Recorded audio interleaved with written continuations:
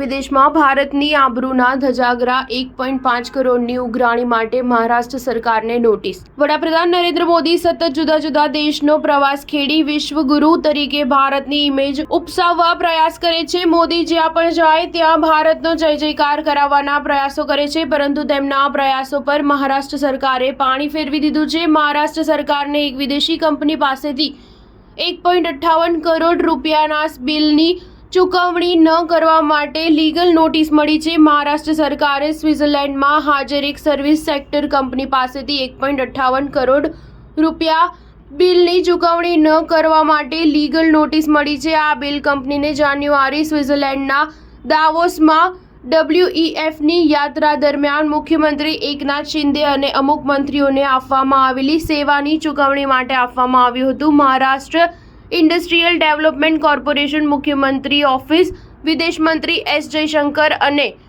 WEF સહિત અન્યને 28 ઓગસ્ટના રોજ પાઠવવામાં આવેલી નોટિસમાં કોન્ટ્રાક્ટરે આરોપ લગાવ્યો હતો કે સરકારી MIDCએ 1.58 કરોડ રૂપિયા ચૂકવ્યા નથી। વિદેશની ધરતી પરથી મહારાષ્ટ્ર સરકારને 1.5 કરોડની બાકી ઉઘરાણી માટે નોટિસ આપવામાં આવી છે।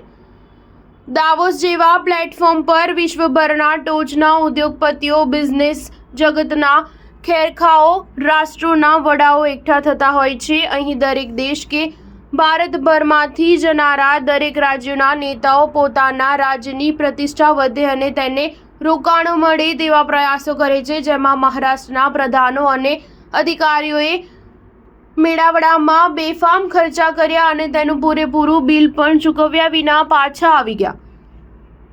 લીગલ નોટિસ મળવાની વાત પર રાજ્યના ઉદ્યોગ મંત્રી ઉદય સામંતે કહ્યું કે અમે વધારે ખર્ચ નથી કર્યો। આ આરોપ MVA ધારાસભ્ય લગાવી રહ્યા છે। અમારી લીગલ ટીમ આ નોટિસનો જવાબ આપશે અને આખા મામલાની તપાસ કરશે। નોટિસમાં કેસ કરવાની વોર્નિંગ આપતા કહેવામાં આવ્યું છે કે તમામ ચૂકવણી MIDC સરકારી સંસ્થા હોવાથી તમામ ચૂકવણી કરવામાં આવી હતી અને બાકી લેણા બાકી છે।